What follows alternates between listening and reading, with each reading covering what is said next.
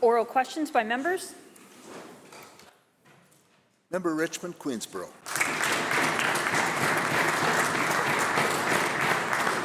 Thank you, Mr. Speaker. We know the Minister of Environment is good friends with foreign-funded agitators behind these illegal blockades, Mr. Speaker.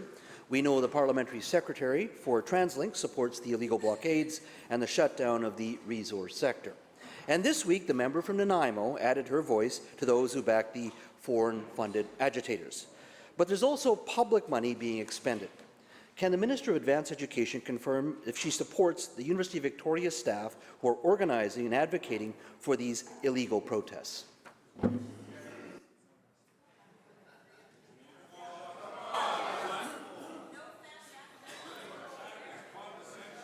Members,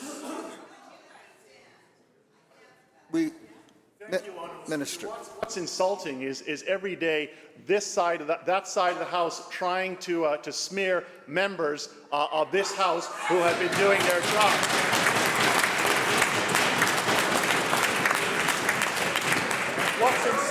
What's insulting, Honourable Speaker, what is insulting, Honourable Speaker, is an opposition that is trying to sow dissension and inflame a situation which all of us on this side of the House, provinces across the country and the federal government recognize is at a critical stage and are working to find solutions to get the blockades down. That's what's insulting, Honourable Speaker.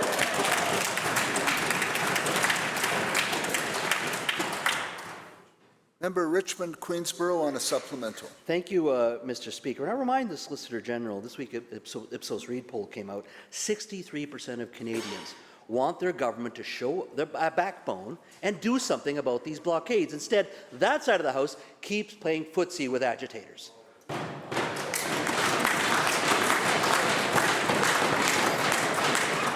So let's talk for a moment about their friends.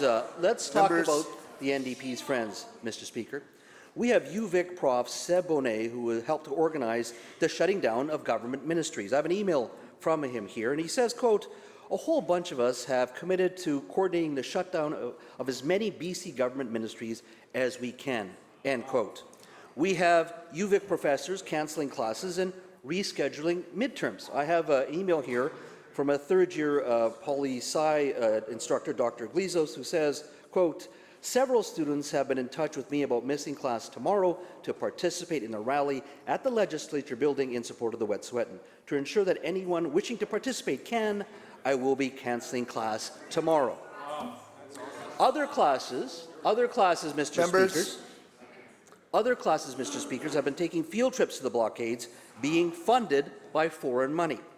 Does the Minister of Advanced Education believe this is an acceptable practice for a publicly funded institution? Premier. Thank you, Honourable Speaker. And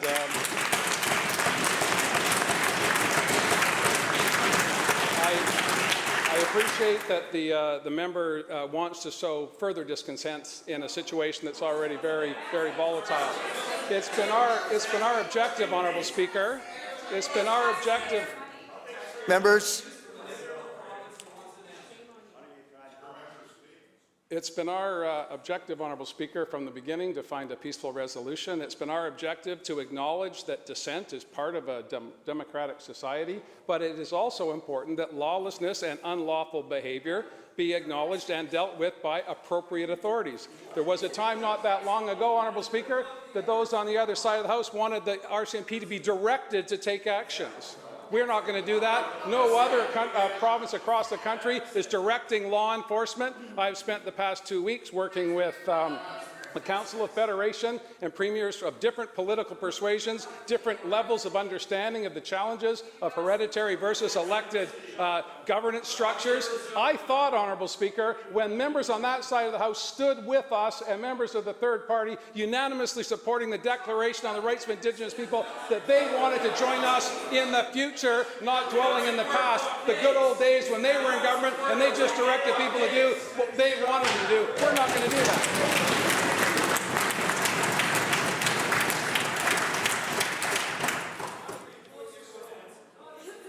House Leader for the Official Opposition.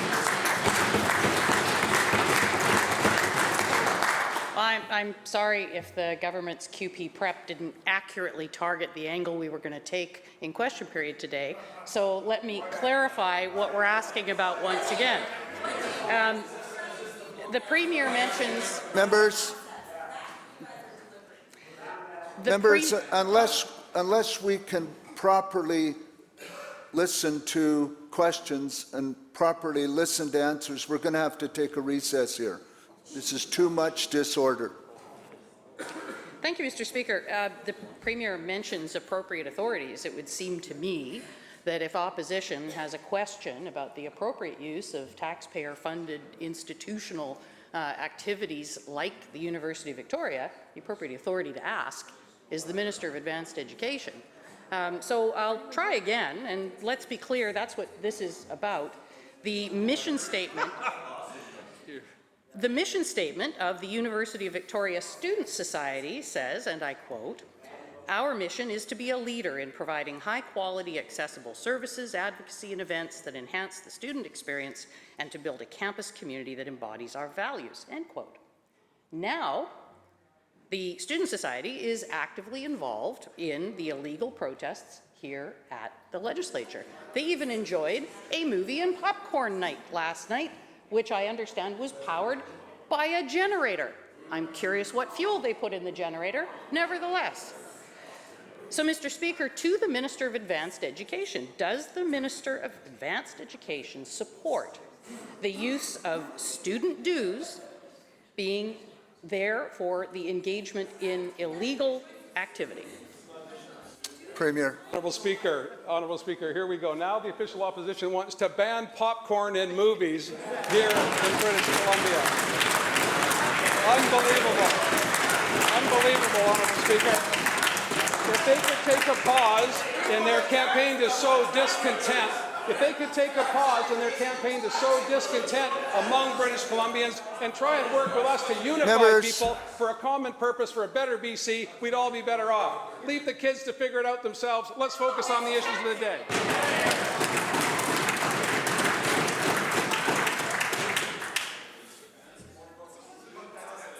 House Leader for the official opposition on a supplemental. Who's taxing movies over there? Not us. The Netflix tax is all yours. Disney, Amazon, Netflix, that's your tax.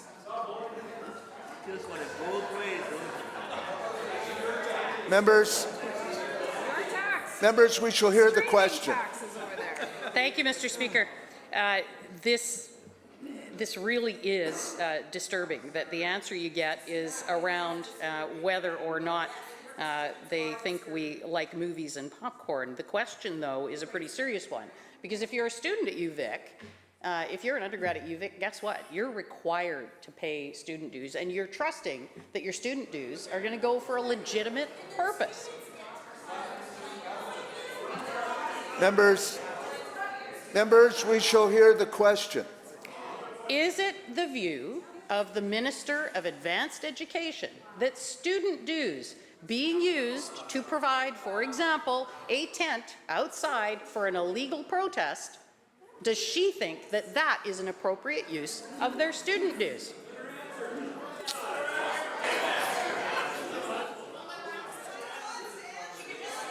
Members,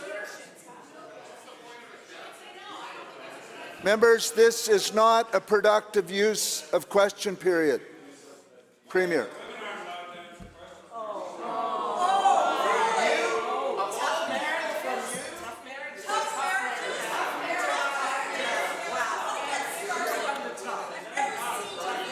Members, order, please. So we'll bypass the answer to that question. We'll move on to the next question. Leader, third party. Thank you, Mr. Speaker. Last night we heard news that the federal and provincial governments will be meeting with the Wet'suwet'en Hereditary Chiefs. We can all agree that that's a positive development for all Canadians. Mr. Speaker, we have to be honest about how we got here. The people in this chamber today are not responsible for 150 years of colonial policies designed to undermine and exclude Indigenous people. But They are responsible for their votes to continue that legacy. This time last year, nearly every member of this chamber voted to provide the ignition point for this conflict. Bill 10 handed billions of taxpayer dollars to LNG Canada, inducing their final investment decision. All members of this chamber, excluding the BC Green Caucus, voted more than a dozen times, knowing full well of the long-standing rights and title challenges in that territory. When the BC Green Caucus was notified of the government's intention to push forward on the project, I asked whether they had a plan to resolve the situation, the long-standing situation. I was told not to worry about it. It's taken care of. Well, this does not appear taken care of, does it? Honourable Speaker, my question is to the Minister of Indigenous Relations and Reconciliation. Why did this government vote to advance LNG Canada before clarity around governance and reconciliation in the territory had been established? Minister, Indigenous Relations and Reconciliation.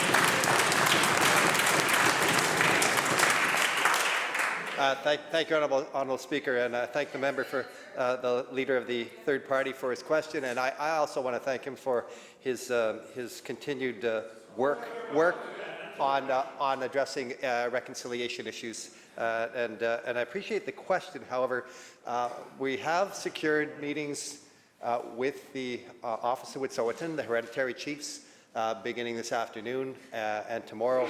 I believe that this is a hopeful sign. I'm an optimist, of course, but it is time that we pull together and not reflect on the past. We have decided, at working with the Office of Wet'suwet'en in cooperation, to find a way forward that will address the rights and title issues of the Wet'suwet'en people and do so with respect. That is what I'm focusing on.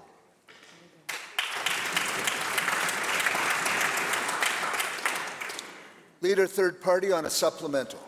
Difficult thing not to acknowledge the actions that got us here, and over generations and decades, actually. And now that the on and off again talks are on again, it's my sincere hope that the representatives going to the Wet'suwet'en territory to sit at a table for as long as it takes for a good faith solution to this Coastal GasLink conflict, and not just deliver an ultimatum. It has become painfully obvious to British Columbians and Canadians that this system is broken and it's not serving anyone well in this country or province. This legislature has had a select standing committee on Aboriginal affairs for the past 30 years. I'm on that committee. It exists in title only because the government has not empowered it to be effective. And that is a fitting symbol, I would say. We have a tool for all of us here to work together across party lines to find solutions to make the systemic changes that are needed to ensure the people in this chamber don't just continue the dysfunctional cycle that's been going on here for generations.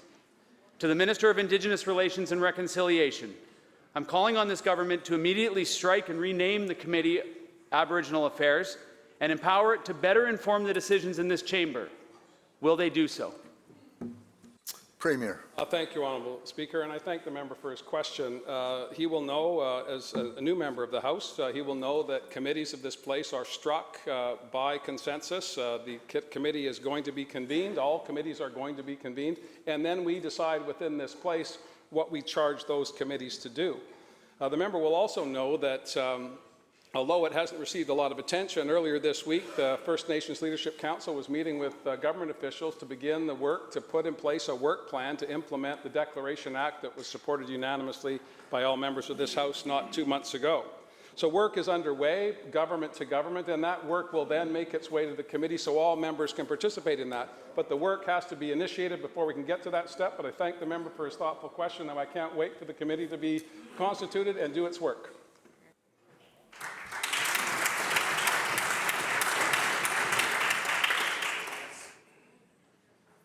Member Kamloops South Thompson.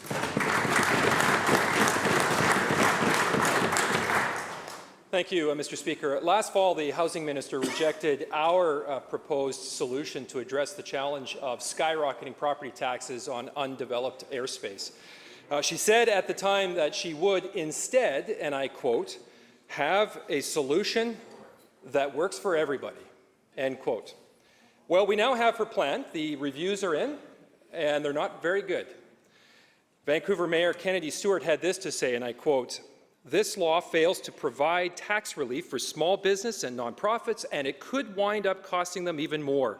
There's a huge gap between what we are asking for and what this is," end quote. So my question to the Minister of Housing would be this: will she scrap her bill, take the advice of the Mayor of Vancouver, and adopt the solution that was not just developed but was proposed by a broad range of stakeholders? Minister of Municipal Affairs and Housing. Thank you very much, Honourable Speaker. So first of all, I want to certainly acknowledge that we have arrived in this place with stratospheric property taxes because of the rising value of land, because the previous government didn't do what was asked of them, Honourable Speaker. And again, we received a letter from the CFIB just a year and a half ago that said that they've been asking for 10 years for someone to do something, and they failed. They absolutely failed, Honourable Speaker, and I was very proud to get a working group underway. That working group came up with a number of solutions, Honourable Speaker. They came up with about a half a dozen different solutions. We are continuing to work with them, to work it through, to make sure that it works for everybody. But, Honourable Speaker, the solution that was proposed is not actually keen for a number of communities. The community of Whistler, for example, is not interested in the proposal. There's other communities, I believe it's in the Caribou as well. They had some serious concerns about that proposal. We absolutely have lots of work to do, Honourable Speaker. We are not backing away from that, Honourable Speaker. We are prepared to continue working with local governments. However, Honourable Speaker, in the meantime, businesses were struggling. They were struggling because they didn't do their work. So, Honourable Speaker, we have a bill before the House. I hope they'll join us in supporting it to make sure that businesses will finally get the support that they deserve.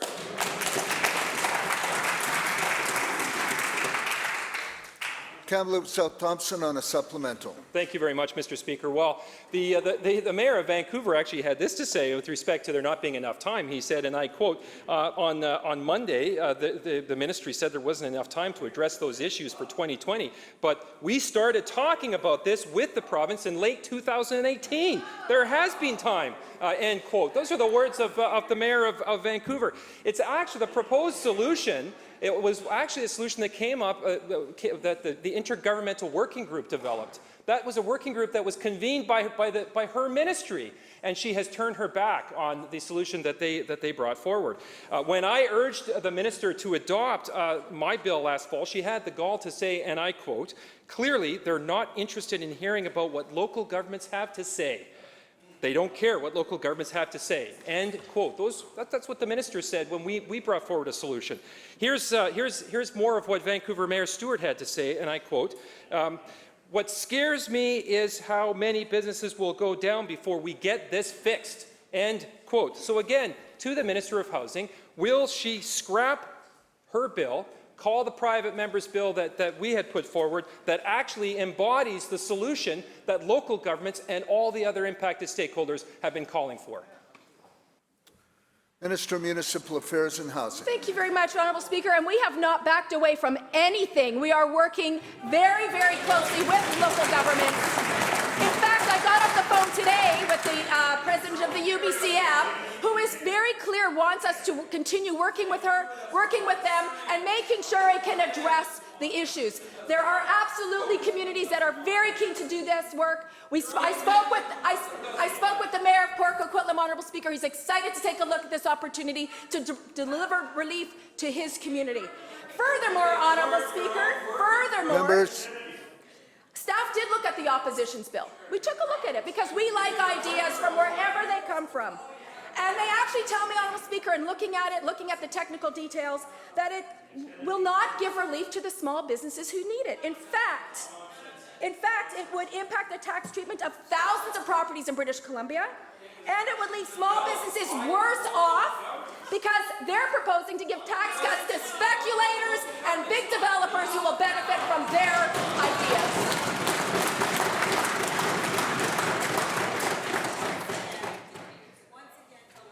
Member North Vancouver Seymour. Thank you, Mr. Speaker.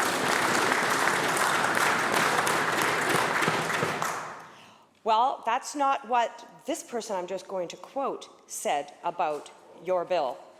Linda Buchanan is the mayor of the city of North Vancouver, and she had this to say, and I quote, "The proposed changes of your bill won't allow us to target businesses who are disproportionately being affected by property values and could even possibly result in tax relief for large international companies." She goes on to say, "I'm disappointed the province hasn't delivered the solution recommended by the Intergovernmental Working Group, which was convened by your ministry. When will the housing minister stop talking and actually listen to the mayors and adopt the solution laid out in our private member's bill?" Minister of Municipal Affairs and Housing. Thank you. I want to remind the chamber that it was our government that stepped up to give relief to small businesses, not theirs. They had a decade. The CFIB called them out, Honourable Speaker, and we're stepping up. Now, the other thing, Honourable Speaker, that I want to say.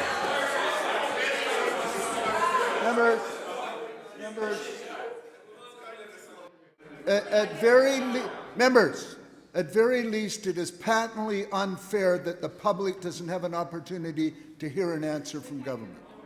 At least you could do that. Thank you. Minister of Municipal Affairs and Housing. Thank you very much, Honourable Speaker.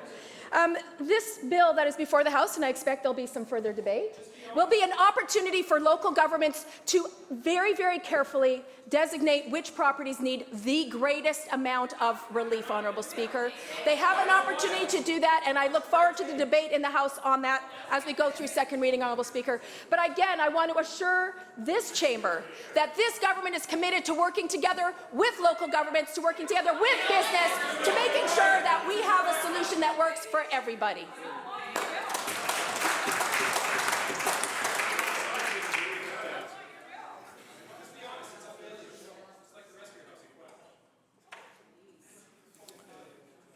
Member North Vancouver Seymour. Thank you, Mr. Speaker. I sense a pattern here. The NDP loves to consult. They love their task forces, like the MSP task force, the Small Business task force, the ride-sharing committees, the Caribou task force, but they ignore everything they are told by these experts.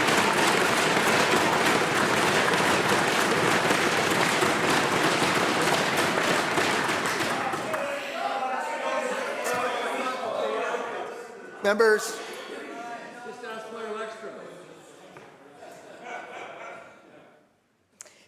Thank you, Mr. Speaker. Mayor Buchanan was really, really clear, and I'll quote her again. "I'm asking the province to reconsider their approach and work with cities towards a solution that will actually deliver results," end quote. So one more time to the minister. When will she listen and deliver the solution that the mayors are asking for? Minister of Municipal Affairs and Housing.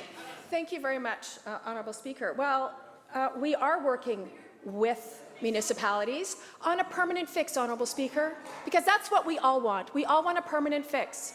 And so we did an intermunicipal working committee with a handful of local governments in the Lower Mainland.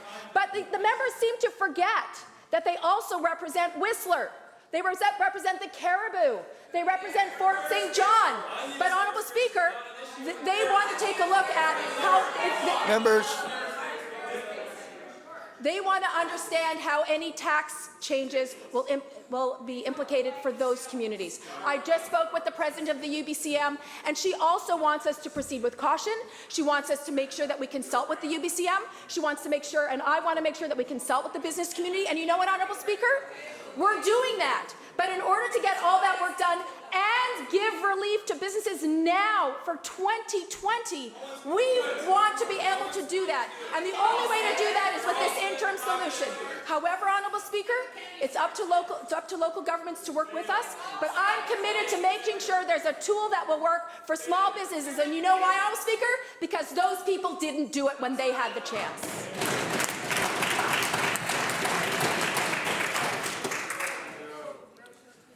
Member Kamloops North Thompson.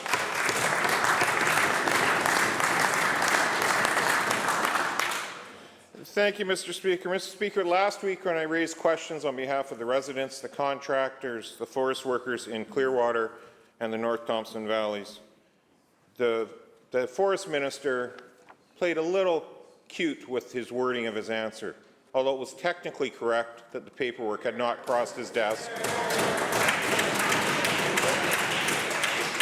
The people in the valley that have been impacted for the last 9 months of inaction by this minister were not as impressed when on Friday the minister admitted on Kamloops radio stations that in fact he had been talking back and forth with his staff since early November for 4 months on this exact file. Doesn't sound like he wasn't aware of what was going on with the tenure transfer. We then found out that Canfor has announced that if they don't have an answer from this minister by tomorrow, the deal is off and all bets are off what happens in the North Thompson. We know that the Indigenous community in the North Thompson is not happy either with these delays. So again, I'll ask again today. It's been 9 months since this file started. It's been 4 months since all sides submitted their proposal, all sides which by the Mayor of Clearwater's own words, none of them love, all can live with. When is the minister going to actually do his job and get an answer for the people in the North Thompson Valley and what is happening with the tenure transfer, given that he's had the file for 4 months?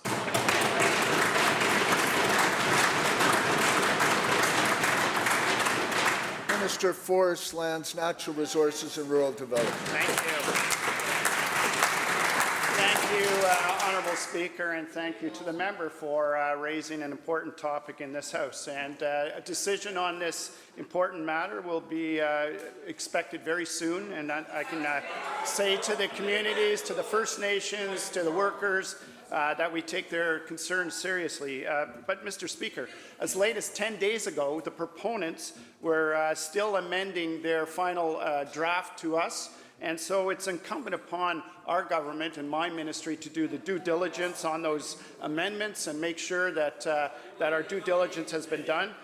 And finally, Honourable Speaker, it's important to note that communities, workers, First Nations have input before the deal is closed, unlike what happened under the previous government.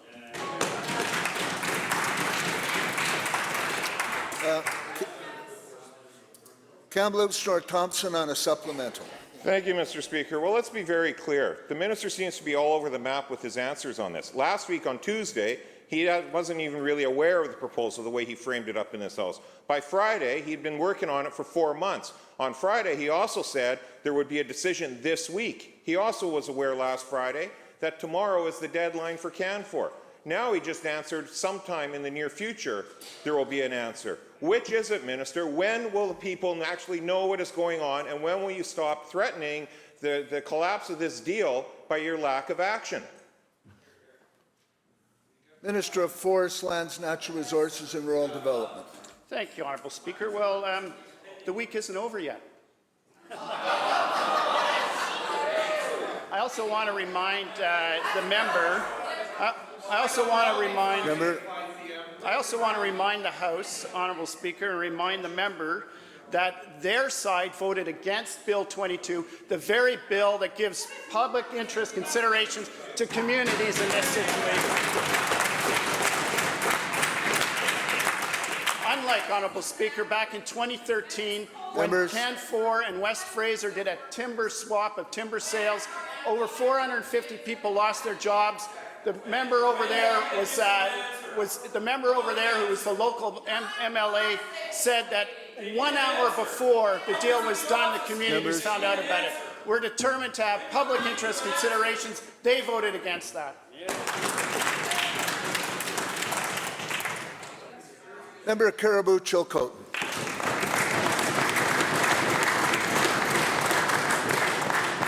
Mr. Speaker, when the NDP announced retirement bridging program for forest workers, people were told if they took the money, they couldn't work in forestry for 18 months. But now, all of a sudden, the NDP have changed the parameters, so you're not allowed to work at all for 18 months. My constituent, Sandy Davidson, wants to know, and I quote, "How can the government change the parameters like that midway through?" End quote. My question is to the minister. What's going on, Minister? Minister of Labour. Thank you.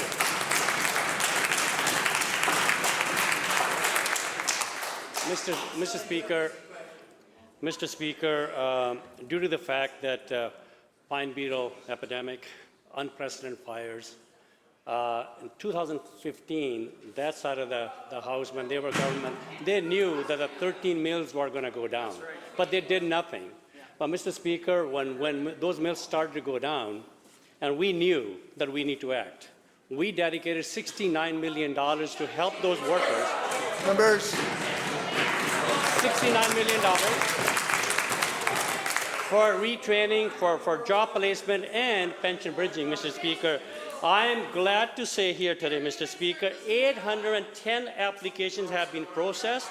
$6 million has been dedicated. There's another about $3 million is being processed, Mr. Speaker, and 248 workers have actually benefited from the pension bridging plan. And there's a lot more work to be done. We have boots on the ground, and there are 5 offices open in all regions so that people can get help in and near their communities, Mr. Speaker. And there's another 600 workers who have contacted those offices. Mr. Speaker, it is working. The workers are getting help that they need because we are committed to it. They deserve it. We're going to continue to do that. The bill ends question period. Madam Clerk.